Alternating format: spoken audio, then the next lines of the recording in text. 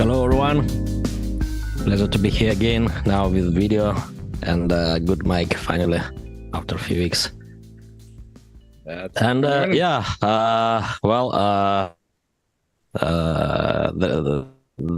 is company today for me, Alex and Joe. Gentlemen, please introduce yourself. Yeah, good morning, everybody. Hope everybody's doing well. Looking forward to taking some questions, exploring the kind of thought of the ecosystem. How are you doing today, QX? I'm hanging in there, Joe. I am. Looking forward to giving some updates on the Sigmanauts, that's for sure. And happy to be here, sandwiched in between these two guys. Well, why don't you kick us off? What's new with the Sigmanauts? What are you guys doing? Put me on the spot, Joe. Goodness gracious, right off the bat. So Sigmanauts, we've been, ever since some notable community member really screwed us over by dumping a ton of tokens into our treasury. I'm not going to mention any names who that was, of course. It's created quite a stir and discussion, and last week was no exception at our meeting. So the thing we're mainly working on right now is to try to develop some way to sustain the Sigmanauts going forward, because everybody knows we can't really provide services or continue on and build us too strong without having some sort of funding coming in on a regular basis. And the other part was to try to figure out what the hell to do when somebody gives us a ton of tokens, or a project gives us a ton of tokens. One of the issues with that is, let's take this one, for example. Let's take the THC, for example. Now, when those tokens are given to us, it's what is it, 10% of the supply? I can't remember, something like that, something big of the entire supply of THC. So does that give the Sigmanauts, does that imply an obligation for the Sigmanauts to actually foster the growth of THC and provide that to them? And with that being said, if that angle is taken, what happens if a new project comes along and says, hey, look what happened to THC. If I dump half my tokens onto the Sigmanauts, they're going to bust their ass and make sure that the project is a success and crank it out. And I'm going to get a bunch of free marketing. I'm going to get a bunch of free labor off of that kind of thing. So it's a really tricky thing to try to figure out, and I'm glad we're all discussing it. One of the things that was interesting that we discussed last week that I actually haven't written the notes to, I got to get on top of that and post the notes to the channel, but was that the Sigmanauts' core mission and managing that kind of fund donation rubs a little bit against how the Sigmanauts' core mission moves forward. And that's promoting everybody equally in the ecosystem and promoting the community and moving forward that way. So the thought was, or the thought project was, what would happen if we developed a business branch of the Sigmanauts? And what that would look like is a group of Sigmanauts who were strong in marketing, who are strong in coding as well, and potentially wanted to be paid, would break off into a smaller branch of the Sigmanauts and called the Sigmanauts Business Group, or whatever it's called. Large tokens would then, instead of donating to us, if they wanted to donate 40, 50%, 20% of the supply, would connect with the Sigmanauts Business Group, create the donation. Terms and expectations would be discussed and talked about how much marketing is going into this, how much is going to be paid to the employees from this donation, and how much coding is going to be going into that. So that was one of the things we talked about that we need to dive further in. But it makes an interesting point in that it's really hard for the SIGs to remain objective and not give the appearance of favoritism when these large donations come across to a certain project. So that's one thing. Thanks to Joe for forcing that discussion. But it's pretty good discussion, I think. No, it's hard. And it's hard. It's always been hard in the Ergo Foundation to know, like, okay, well, what projects do you support and how much do you say? And, how do you try to be fair? And at least personally, the only place I've landed is say, okay, well, if there's open source code, I'm on your team. But, that's hard to do. It's hard to, let's say, figure out what's appropriate, what's not. So it's good that discussion is taking place. Yeah, it is, but it's a fun discussion to have nonetheless. It gets everybody involved too more. So some of the other things we thought about, I may have mentioned it a couple of weeks ago, that's actually implemented now is Louis got his Tipper bot back up on Telegram, on Twitter, or X, I should say. And some of those fees that he's now collecting for it are going to go towards the Twitter API / some leftover for donations for the SIGs. So that's a really neat thing for Louis to do. That was an idea, and Timur reached out to Louis and asked him, and he agreed, which is fantastic of Louis.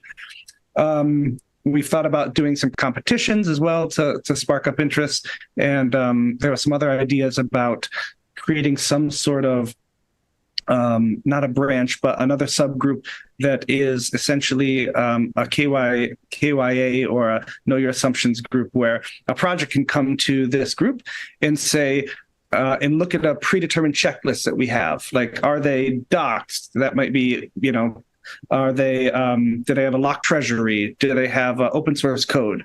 So we can then verify those as a Sigmanauts and check those off a list and have them listed on a website for X amount of, maybe 6 months, or it's a 1 year, review process that we look at these and say that, so they can point people to our website and say, look, we went through the Sigmanauts checklist and here's what they said about us, kind of thing.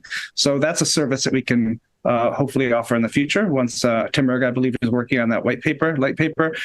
Also, there's things such as what's it called?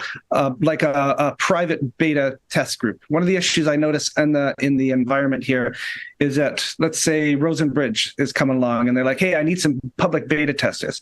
Well, MHS might not want to release a bunch of secrets to just randos in public in the chats, but he also wants to do some heavy testing before it goes a little public. So the Sigmanauts could offer a group of, there's my auto light.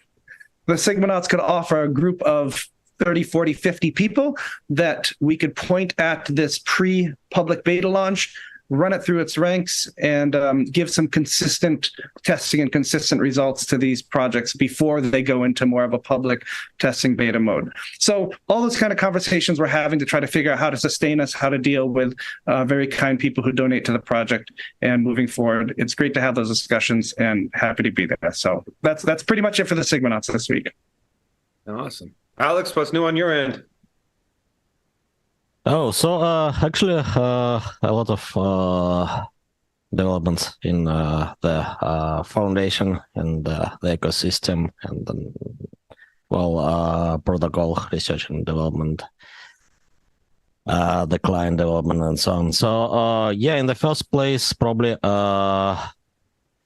one of the most important events is Bitpanda listing raffle. So there is a raffle which is run by the Ergo Foundation in order to cover parts of costs needed to get listed on Bitpanda, which is a big fiat on-ramp option for you, mostly European countries.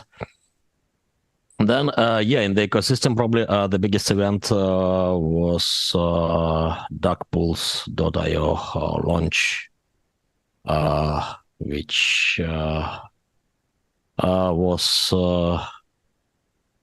done without any dramas, as far as I know. After duckpools, we are waiting for new launches, and in particular, if you have funds on Rosen testing breach, please pull them off till Saturday. The testing breach will be shut down after Saturday, and then hopefully we'll see mainnet launch. For the core protocol R&D and client development, started to create more PRs and a lot of peer-to-peer layer improvements already on the way. Also started actually doing a white paper on what's next. Including faster confirmation protocols, improvements in peer-to-peer layer, and possibility to build side chains on the same foundation as faster confirmation protocol. So probably some details will be shared in Telegram Layer 2 group, probably because, well, it's not busy at all, and maybe it's better than creating a new group. What else? Also published forum post about artificial economic intelligence, basically concluding remarks done many times, our AMAs and interviews. And now doing a new post on the needs for cryptocurrencies as digital gold, kind of, right? So high quality collateral to create money on top of with trustless solutions to expand this collateral. Such as or maybe not so trustless, right? If you need for some flexible expansion, something like chain cash, which will be used as an example. Then I will write some more forum posts, and the idea is that there will be a series of posts. Concluding basically some thought work of mine on adoption of cryptocurrencies. So the needs for the real world in regards with what we called adoption, mostly informally in the space. All right. That's probably more or less it. There are a lot of updates in the ecosystem about other projects. There will be a Sunday video about that, right? Yep. So those of you out there that want to tune into the dev update video, that usually will drop Sunday. Well, I guess watch that space. You guys ready to jump into the questions?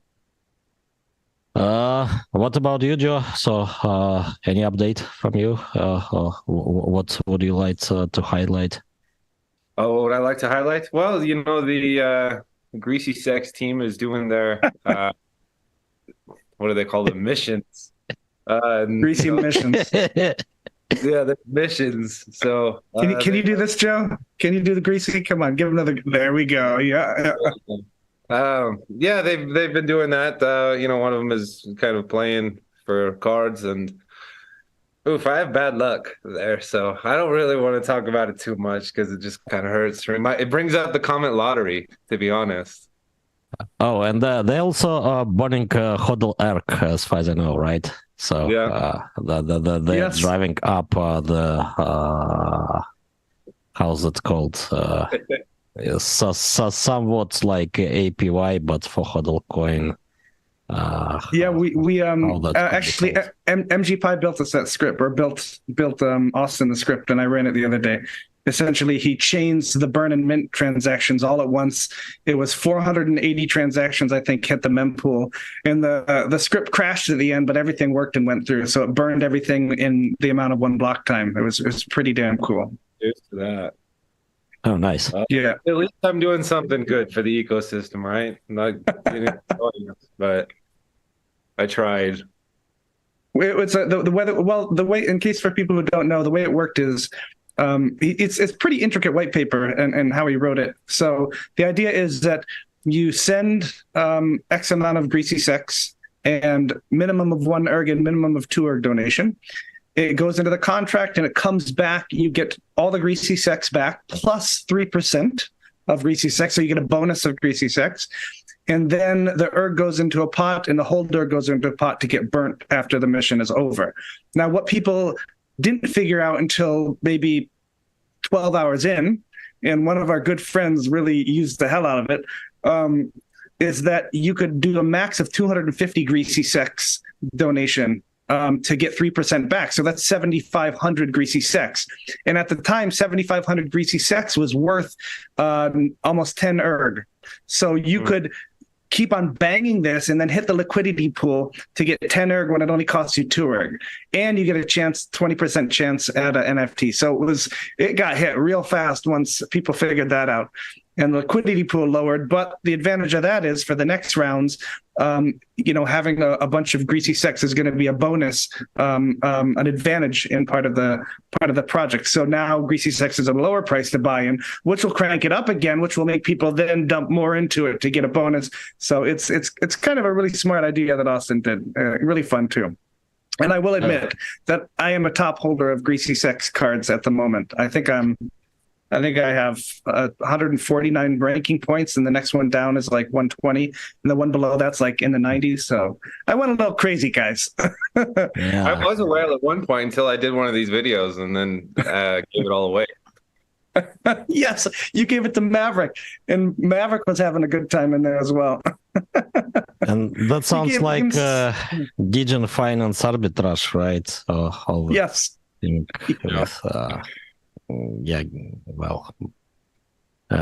ERG to get more ERG.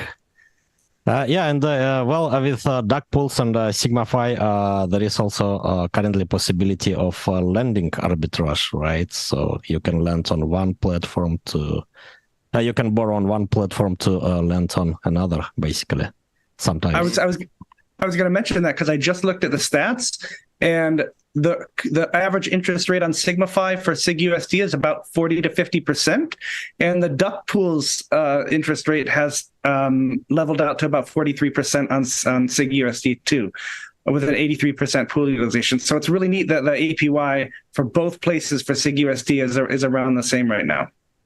Because of arbitrage, I don't know if it's arbitrage or just luck, but it's neat that it's around the same.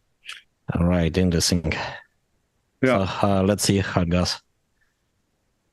Got to see. But it's interesting with duck pools, right? You could, with SigmaFi, you set your rate, you're done until the term. There's no change. With duck pools, the interesting thing is if I enter the SigUSD pool at an 83% utilization rate, and the utilization rate goes up to 90 to 100%, my interest rate could spike a little bit, being variable there. So it's an interesting mix of systems there, one use or the other use case. Or if I hit the pool when it's like 90% utilized and I take out a loan, my interest rate could then drop big time, because I'd feel safe hitting it a higher. So yeah, lots of possibilities there. And don't forget the Reddit article that somebody wrote that gave people quite a few good ideas on how to leverage it, how to completely degen into it, I guess, do multiple things. I think Crass did the 3 times leverage loan. He hadn't pulled it last time I talked to him, but I wonder how that did back in the beta stages. Well, sorry, go on. It's really interesting primitive. I know that it's brand new and there's still a lot that can be built on top of it, but that's kind of the beauty of composability of Ergo, right? Plus, once we get the Rosen live, you get this idea of, collateralizing ERG with ERG and going and seeking arbitrage opportunities, cross-chain, and it just kind of opens up markets in new, unique ways. So, I hope everybody out there manages the risk, trades well, and, respect leverage. But it's crypto too, so nobody really listens to me when I say that. It's funny, we call this degen finance, guys, but this is a shit that the guys in suits are doing down on Wall Street all the goddamn time in real life. So they're making risky trades, risky bets, leveraging stuff they don't have. I mean, that's exactly what we do. But we're developed enough to call it degen finance. They call it finance. But degen finance is when it comes to some extreme, right? Like hodl coin or greasy sex. Yeah. And even then, I think you have better assumptions in some cases, Yeah, it's more transparent, I believe, at least. Yeah. Usually. Bill, do we want to dive into the questions? Let's go. All right. So Augustus Kent said it's been said that in the long run, it's dApps themselves that will be the main driver of adoption, promoting their platform. So if that happens, is there still a role for the SIGs, or will we always need both? I'll start if you guys don't mind. I would say that one thing that, in my opinion, the basis of any proof of work coin is generally built on the hardware security wall around it, right? And that's something that a lot of people kind of have forgotten, I guess, because there's, I don't know, crypto tends to, chase shiny things. But I do think that, like, in terms of the core security of the network, it would be awesome to see that hardware wall grow to the point of being able to resist, external, malicious actors, nation states, etc. And then you talk about not so much, the driver of like value, but what protects value, right? And that's always been something in cryptocurrency that's interesting. If you look at Bitcoin, is just the amount of computation that protects the value of that chain, right? And that gives people a certain, I don't know, comfort or assurance that they can build there securely. But in terms of user adoption, I would say generally speaking, people, look at money and say, okay, well, what can I do with it, right? And, we have all of these different ways to utilize fiat currencies, and that's generally what creates, the velocity, momentum of money. And so as we develop that out with a cryptocurrency, it's ultimately that use that creates velocity. It's business, it's exchange, it's, goods, services, etc. As well as a variety of financial products.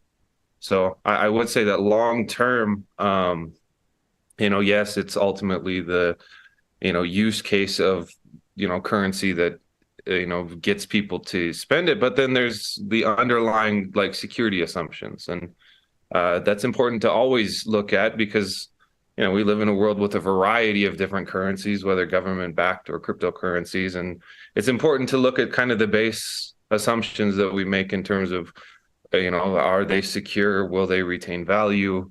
Are they just being printed, crazy? And you look at the broader world, sometimes you get into like the, I don't know, situation in Beirut or Argentina where, the underlying like security assumption of the currency isn't there. And then you have capital flight and then just problems. So I always do think that like the underlying assumption is important. And for proof of work, I would love to see, even if it wasn't necessarily just Ergo, I would love to see GPU hardware wall come back. Ethereum grew to the point where there for a while, it was a pretty damn robust network, considering all the computational power that was kind of underneath it. What's your take, QX, Alex? I'll take on from the Sigmanauts part of it. I think there's always a spot for the Sigmanauts because you got to remember Sigmanauts is what the community needs at the time and a community group of those people. So the advantage of the Sigmanauts is that since we're all volunteers at the moment, is that we can remain extremely flexible. So we can give Ergo what it needs at the time it needs it. Right now, what Ergo needs is a lot of outreach marketing. So that's what the SIGs are gearing up to try to do. And a lot of onboarding of new devs, a lot of onboarding of new members. So that's what we're focused on. In the future, if that need changes, then the Sigmanauts hopefully should be able to adapt and provide whatever change Ergo needs. And if that means that in the very far future where dApps are bringing everybody in and doing their own promotions and standing on their 2 feet and being fantastic at that, then maybe the Sigmanauts' role in the very far future, when Ergo is very mature with that, is to provide a robust community experience for everybody. And a gathering and an organization of that. So yeah, Sigmanauts, I think, will always be around and always be needed. And our advantage is that we are extremely flexible on that matter. Yeah, so for dApps, I think more and more promotion will come from them. So already a few days ago, There were some folks in the HODL coin chat discovered HODL coin via DeFi Llama just so they didn't know about Ergo, so they got some introduction into it. Then, yeah, with bridges, Cardano community probably already knows Ergo well, right? But yeah, for other blockchains, there will be a promotion. I think especially, when Ergo will be seen on liquidity pools on EVM blockchains such as Ethereum, right? It will be kind of natural promotion, such as DeFi Llama, and more and more will come. Promotion from dApp side is also bringing more miners, right, from the other side, from the mining side. Already we have a lot of developers actually and community members who got into the Ergo from mining initially. Right, and with more recognition from the apps, there will be also more recognition from mining side. There will be a need for Sigmanauts, I think, and for Foundation also for some time, right? At least. Yeah, I think, one represents just like community education, which is both internal and external. And, the foundation, certainly can evolve, but that just represents core development and research and, kind of protocol maintenance, which is, both are needed in some form, whatever that takes. All right. I think one cool advantage too is that, one example in the works that we can see working is, let's take a look at Spectrum and how they're building on Cardano now as well.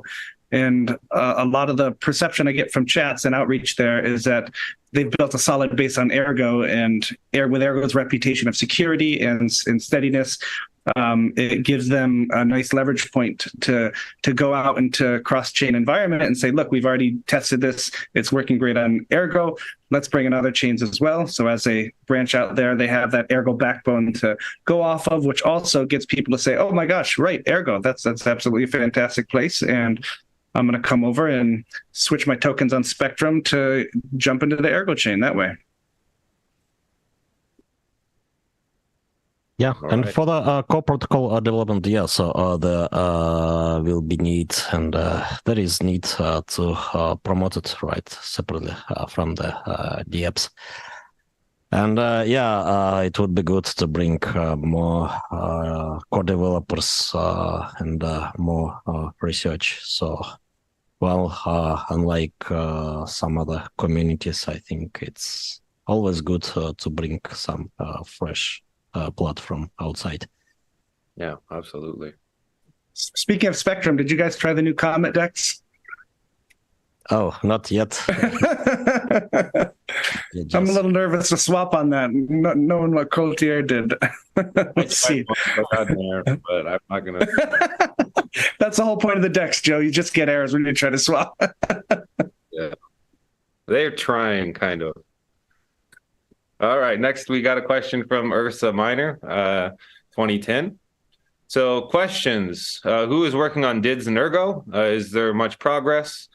How can we provide identity and protect privacy at the same time?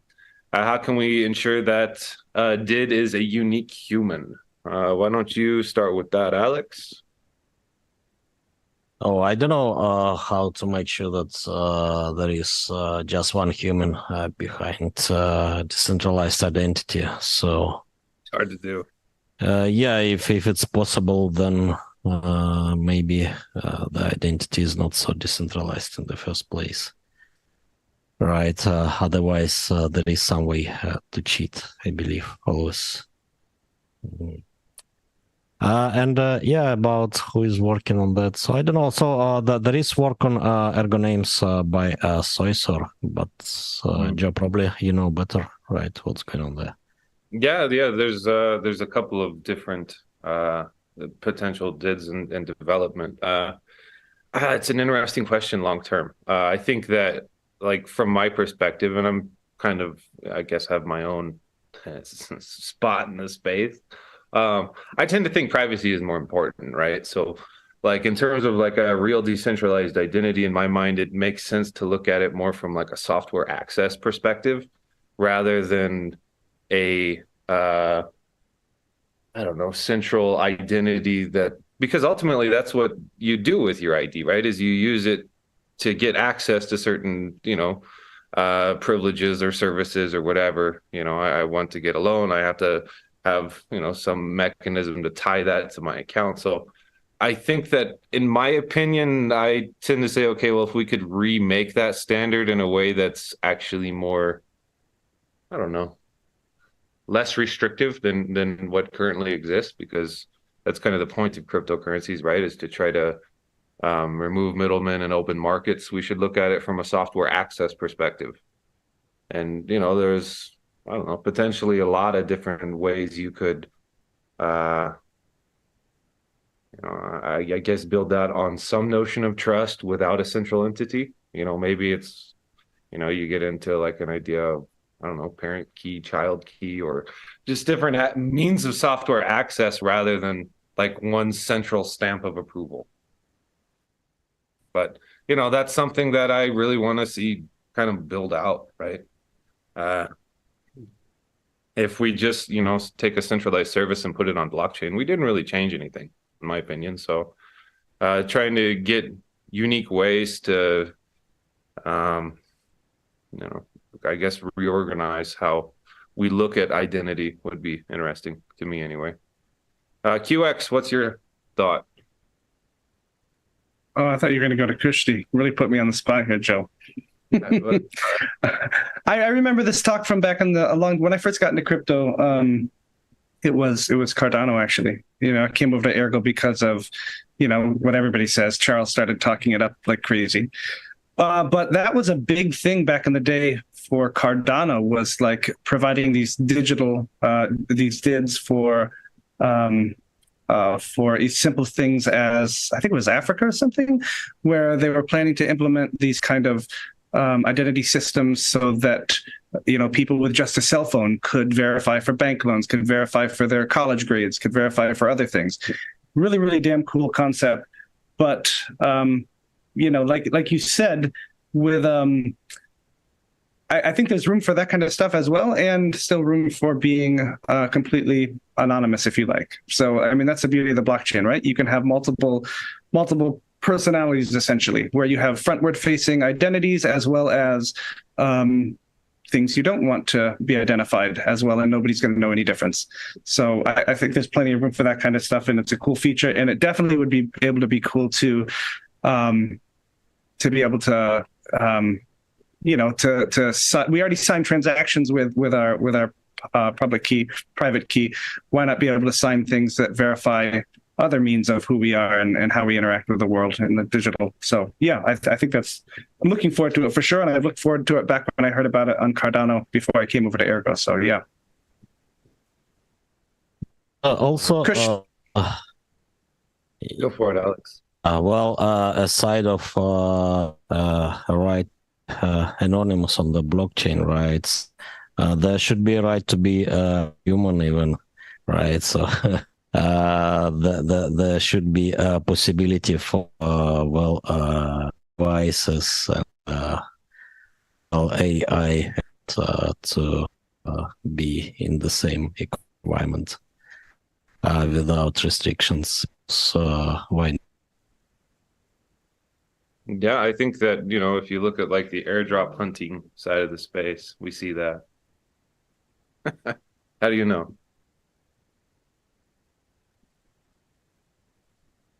Yeah. Lots of a lot of things to connect IoT, for example, to the and AI also. So it's not only for after all, supposedly.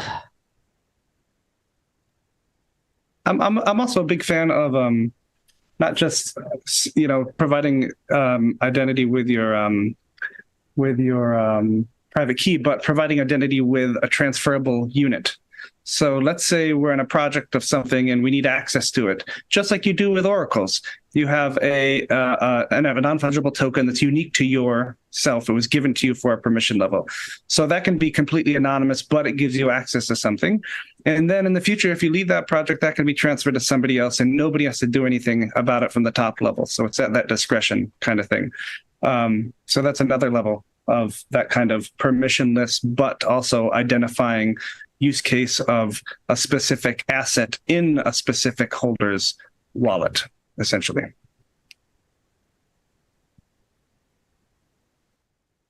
All right. That's also the interesting point. So that there is no identification, right? Often it's just about access. Yeah, I so think... if Oracle operator is passing token to and that's there is no network level identification required, right, for that.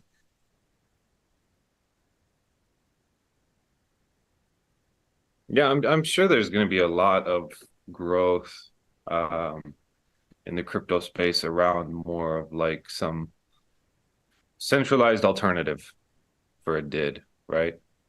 So I think it's much more interesting to come from the opposite perspective, and then we have seen some real basic attempts, like Ergo Nation was one, where you had to essentially mix in order to create an ID there.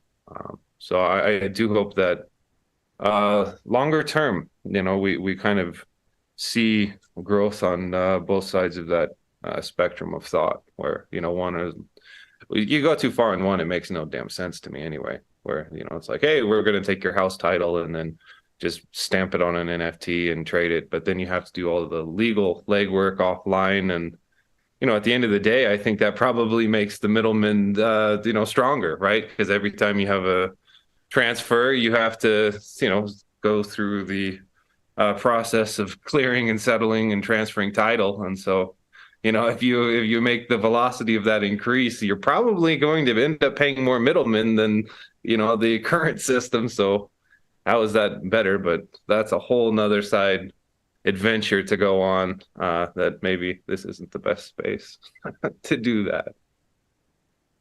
We do a lot of Adobe Sign here on campus. Nothing would be better, in my opinion. Goddamn light is really pissing me off.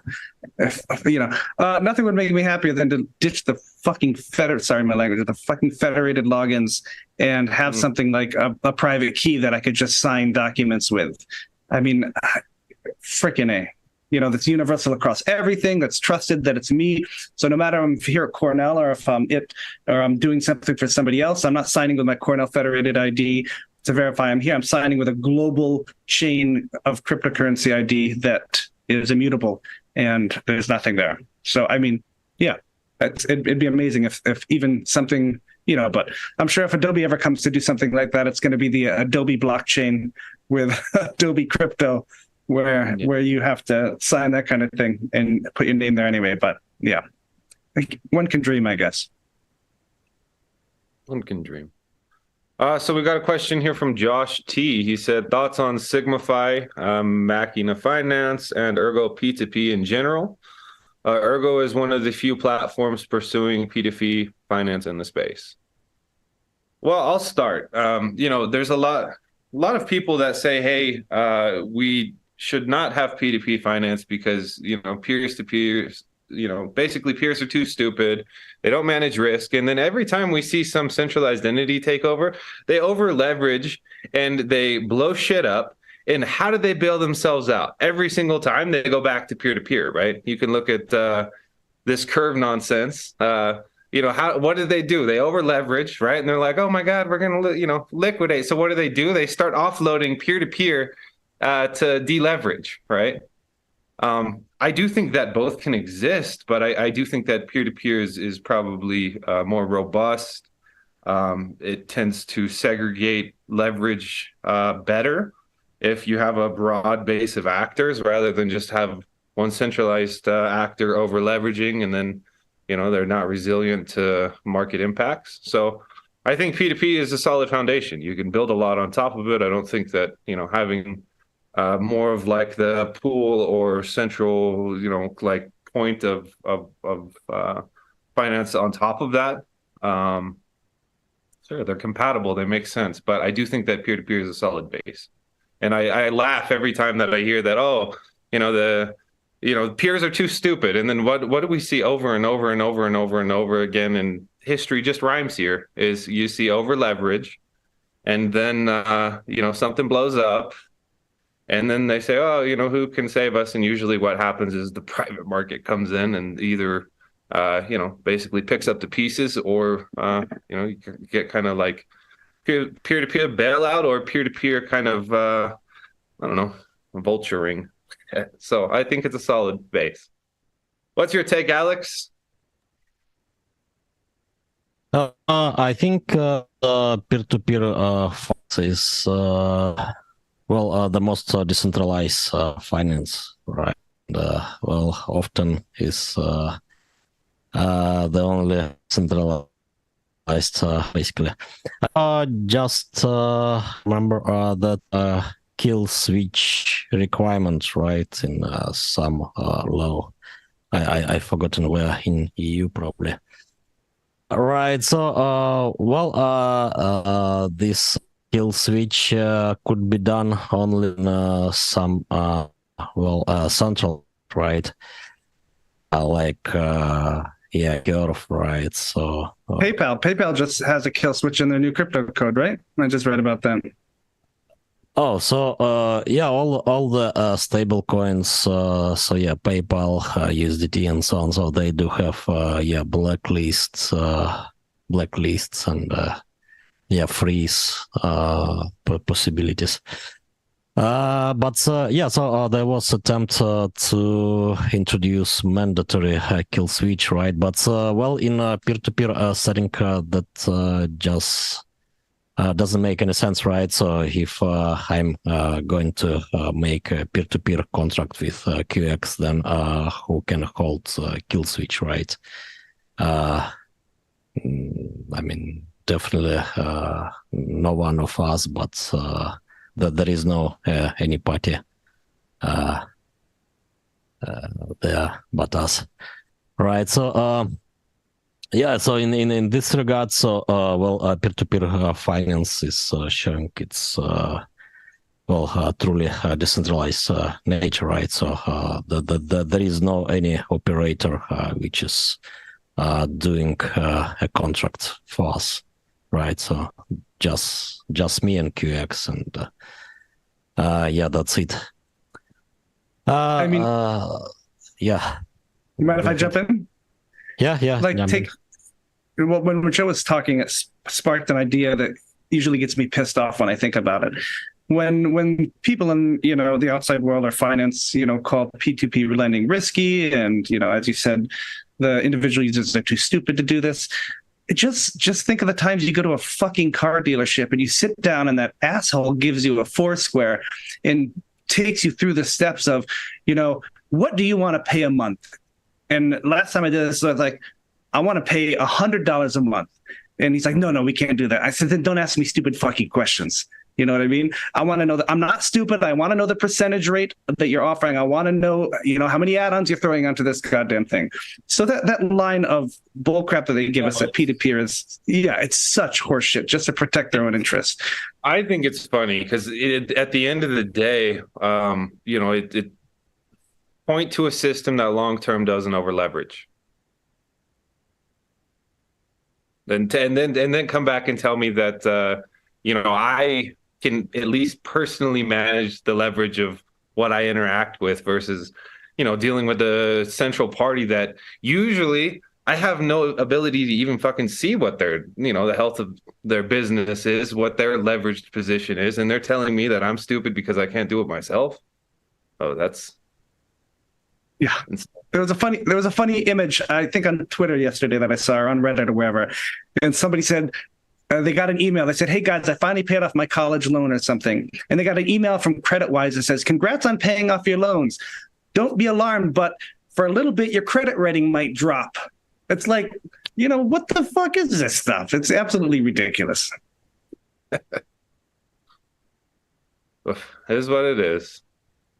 All right, let's go to another question. Will decentralization ever become mainstream in the West, or is it more suitable for the politically oppressed, where a centralized government is too easy to manipulate by a geopolitical sphere of influence? I think that it depends, right? Depends where you define the West, number one. If you look at like the Western Hemisphere, or are you only looking at like the northern part, or are you only looking at the United States? I think that even in the United States, there's a huge demand for like real yield, right? And right now we're kind of seeing a lot of money flow back into bonds, but we're kind of in a pretty rough position. If you look at the net amount of debt the United States has, particularly, and I think that people will tend to seek yield with their money, right? Now, one question we can ask is the yield actually real, where it's driven by, kind of a revenue side, or is it hidden risk, right? And I would say on fiat side, a lot of the times it's driven by hidden risk, right? We're going to, give you X percent as we're continually printing more money and debasing our underlying currency. And sometimes in crypto, it's the exact same shit where, we have this sexy APY and, it's just a protocol printing money. It's the exact same thing. But, it's a game that tends to work. So people go there. Now, we get into this idea of like real yield. And I do think that if you can build that in a decentralized system that's global, people will use it just because it fulfills that general market demand and desire.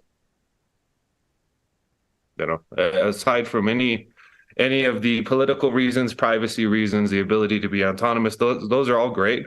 But I think at the end of the day, the core tenement there is market forces. And so if we can build a market with the right economic incentive, and you have a security layer around the foundation of it that has the ability to resist attacks, there's extreme value in that, in my opinion.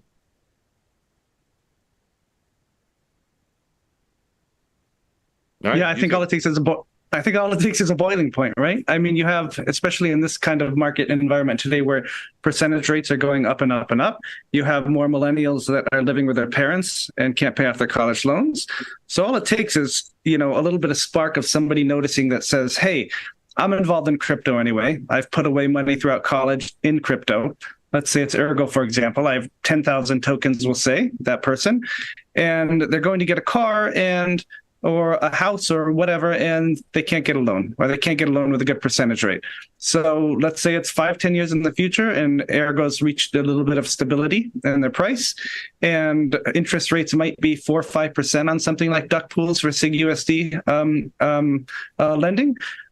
How awesome would that be to say, you know what, fuck it. I'm just going to go into Sigmafy, make a loan for 10 grand for a down payment on something, put up, a couple thousand Ergo tokens, depending on what they're worth, cash out my cash and take it there. I'm going to manage my repayment cycle by myself, and then pay off the loan when the yields due. As simple as that. So I think once people realize that they can take this stuff into their own hands and not be babysat or held hand by somebody that is appearing to help you and have your best interest at heart. Once people figure that out, I don't think that's a geolocation or something like that. I mean, sure, in struggling countries, people are more at a boiling point where that's going to be an easier hop for them. But I think it's going to happen all over the place once people realize that they don't need to rely on anybody else. They can rely on a decentralized trustless system that just works. Yeah, so I think that this is about money after all, right? So then naturally, so the biggest need would be in areas where, yeah, probably it doesn't make sense to talk about political oppression simply because there is no central government as well as central banks and banks, right? So like most of Somaliland, for example, and yeah, actually many African countries outside of big cities, places like Yemen, right? So yeah, Lebanon, which is which I visited recently, right? So well, it's I mean, it's in principle, it's yeah, very democratic, like 25 political parties, which are always in gridlock. So yeah, then the totally dysfunctional government because of constant gridlocks, and yeah, on top of that, you have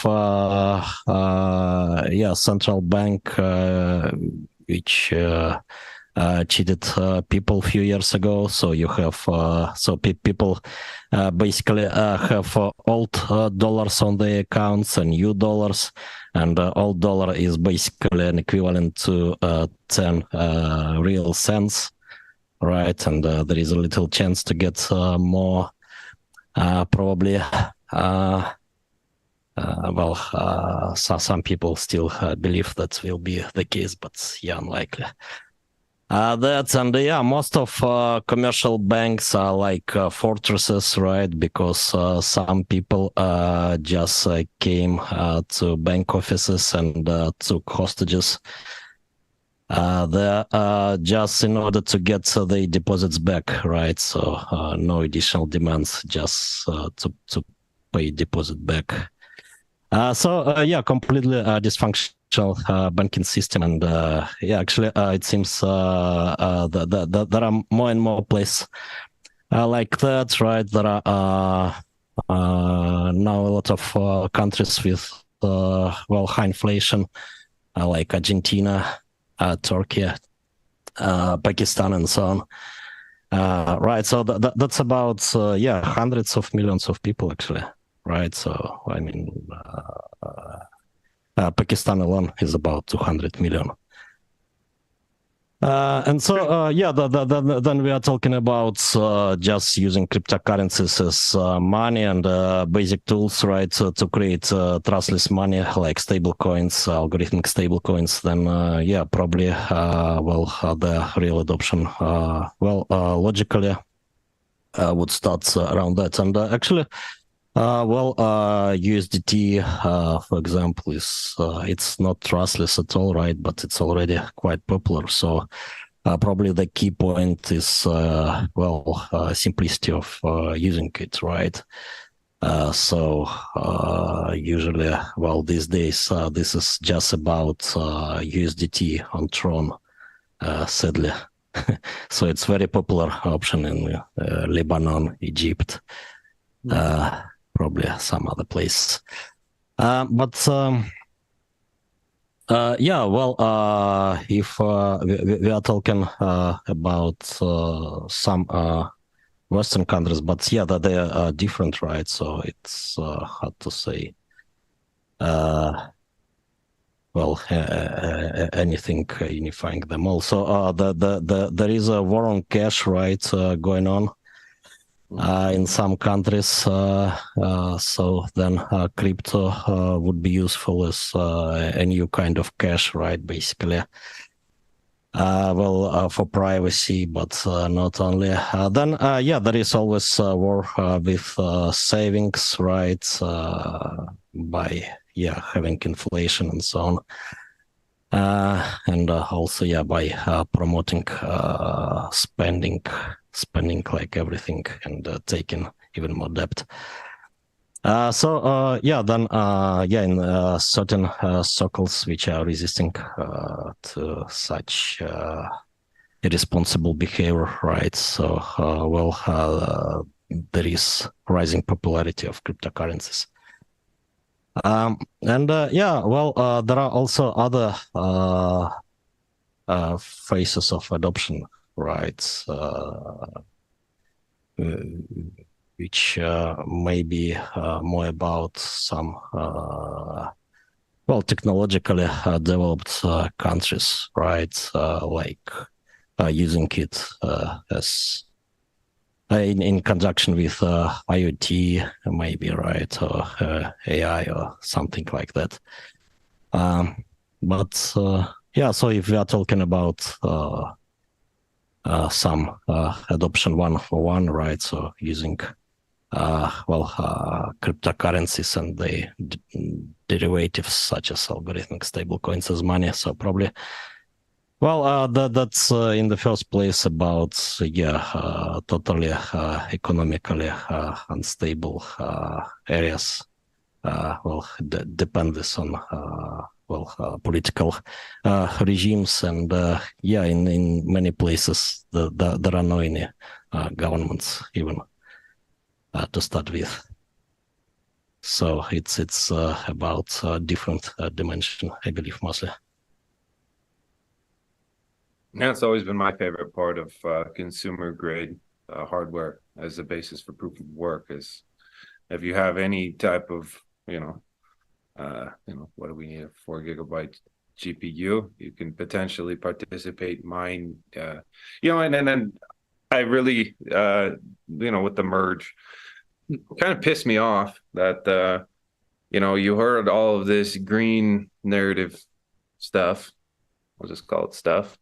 And nobody paid attention to the fact that, like, okay, you had people in Venezuela that were paying their power man to kind of hide their right, and we're mining, and what were they doing? They were selling that for USDT and building their own little local exchange economy, feeding people, putting these tools to use, right? And so having like that global access, okay, maybe it is built on some inefficiency, but it's really cool what it can deliver when it's set up and used efficiently. And now, okay, so I doubt a lot of those actors have the amount of ETH needed to stake, and so most of that security subsidy just got absorbed by insiders and exchanges, right?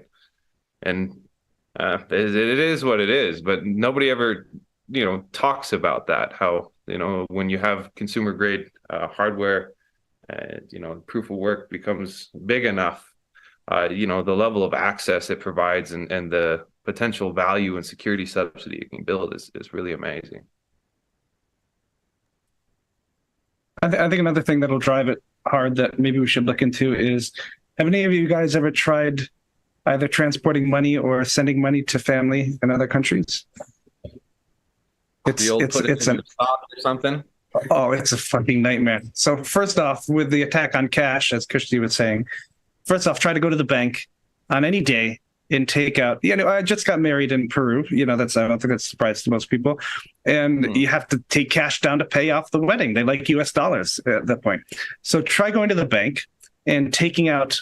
We had to do it in chunks, and one of the little chunks was as little as like $8,000.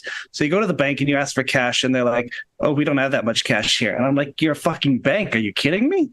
What's going on here?" So I had to find another branch somewhere in town that had that much money in it. Took it out, split it among us. You're allowed 10,000 to transport, I think, in the U.S. when you enter another country in that currency. And then you go down there, you have to exchange it if you need to exchange it or give them US dollars. So that's a pain in the ass. And then even more pain in the ass is if you're trying to do something in another country from this country. Try doing a bank transfer. Try doing Western Union or that kind of bullshit. It's awful. There's so many times that I said during this whole process, does the venue take crypto? Because we could pay it right now and be done in a matter of 2 minutes when the block time confirms. And I think once people realize that we don't need to rely on these central entities for that kind of thing, I think that's going to be a big wake-up call for people. It's one of those things where even like the $10,000, when that law came into effect, that was a bit more money than it is today in terms of purchasing power. So Sure, yeah. Let's see with inflation, It's painful though, that unfortunately that's something that I think a lot of people, yeah, pain of remittance is huge. All right, we looks like we're overtime already. Shit. Are we gonna take any more questions, or are we gonna call it a day?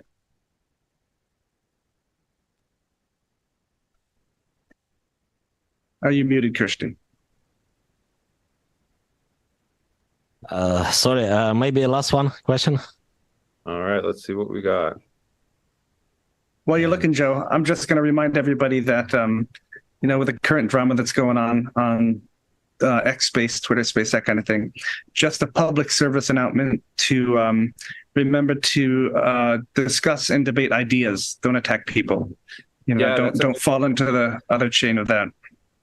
That I guess I kind of helped start that whole thing, and honestly, I thought it was like an API error or something because I guess Caspa has full nodes and like the archive node, and I was like, oh, that's somebody's like, hey, you got to look at this, you got to look at this. I'm like, oh, forget about it. They have archive nodes. You're probably just looking at the wrong thing. They're probably just looking at the wrong thing. And after getting poked enough, I'm like, whoa, this is weird. And so sometimes I don't know. When you get into social media, it's like fire and gasoline don't mix, right? And so you walk in with a little batch within a question, and then boom, there we go. Now everybody's it's escalating quickly. So yeah, I would say ask basic questions. That's always good. And Yeah, so I would hope there's always some response.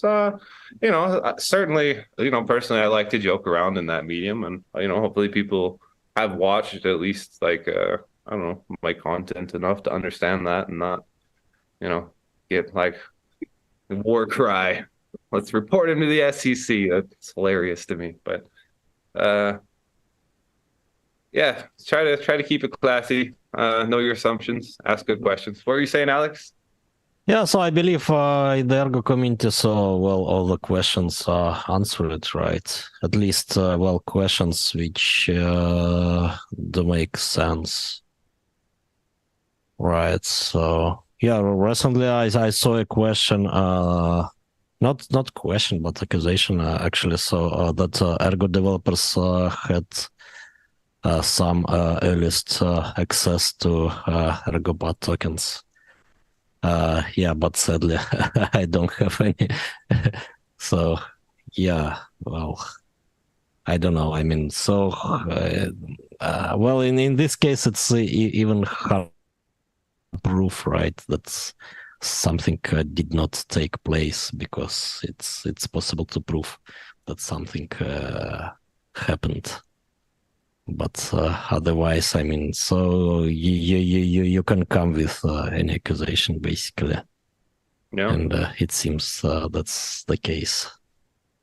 Worst case, we're going to start a new Telegram channel, Baseless Accusations. It can go with baseless, trading. That way we can have terrible advice and nonsense spewed around, and maybe people will enjoy it. Yeah, so yeah, it's not hard to do some accusation, right, and create some theory, but yeah, I mean, what to do with that if it does not make sense, does not correspond to reality, and there is no any evidence that it does correspond, right? So, but how to disprove it? Also not quite clear, because it's just well, Alex, you know that at the end of the day QX is actually Satoshi, right? Sure. Yeah, should I deny that now, or should I just let that fester and build up on its own, Joe? You have to just pretend that nobody's saying that, right? And then everybody will start. It's actually, Joe, I must say, it's actually Sergey from Chainlink. Just kidding. It's QX. I must say, Joe, for somebody who hates drama, you tend to stir up many hornets' nests by accident. It's kind of amusing and funny to watch. I'm not. You got to ask questions in this case, right? And a lot of the stuff that creates the most drama is just questions, right? Yeah, actually, pretty legit ones. So if we are talking about blockchains, right? Well, programs like the nodes and so on. So then, yeah, I mean, the truth is quite clear, right? So you can always execute some code and see what it actually does, right? And you can check some data, right? If it is If it exists. there, right? So yeah, but yeah, if instead of data, right, and some hard proofs, we just have some thin air, right? Then yeah, it's quite useless, right? So you can have debates for weeks, but basically, if it's not there, it's not there. There's a lot of weird stuff in crypto, man. There's a lot, even on like the proof of work side.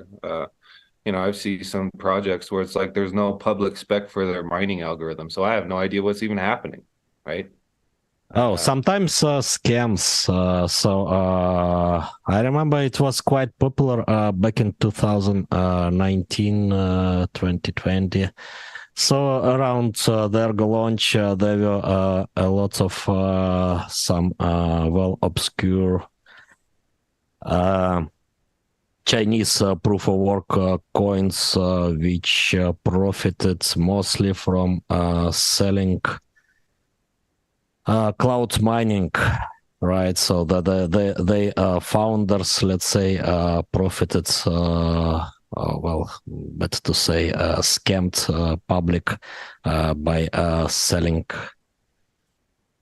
cloud mining access.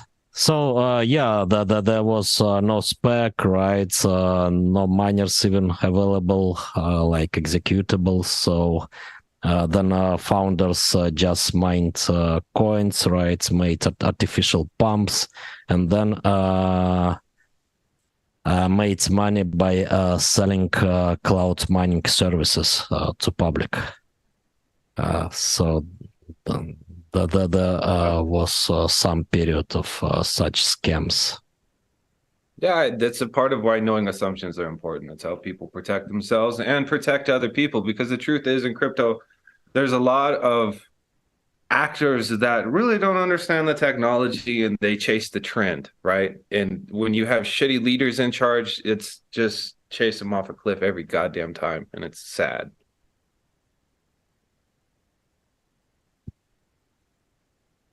All right. Anything else? Was there one more question you were getting to, Joe? I think you missed the question, or did you read it? Oh, good question. Here we go. This question is for Kushti. I can't read Russian very well, so that's all for you, buddy. Oh, but I don't see it. It's about super blocks. It's about super blocks. Can they provide the same level of security as regular blocks?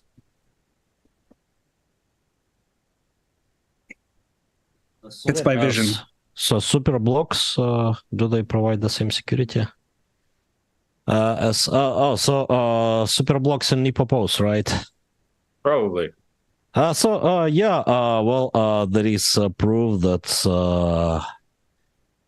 in the presence of an adversary which does have no more than 1/3 of total hash rate.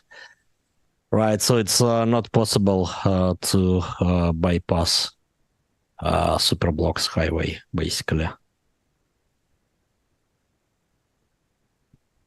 There we go. So yeah, there is a proof in the KMZ paper for the non-interactive proof works. No, it looks like it's finally rolled around to the time I can fill my coffee. So I hope everybody has a good week. All right. So yeah, everyone, have a good day, and thanks for the great questions as usual. Yeah, it was a good one. QX is light. Makes me laugh now that it's annoying. Yeah, so Satoshi with us. Yeah, we That's have exciting. Satoshi. Thank you for joining. Oh, if I was Satoshi, Bitcoin would have been hacked about 2 days into mainnet. No. You have to just pretend that nobody's talking about it, QX, and let it take on a life of its own. Oh boy. Oh, right. Thanks for having me, guys. It was fun to be here. Have a good one, everybody. All right. Bye, everyone.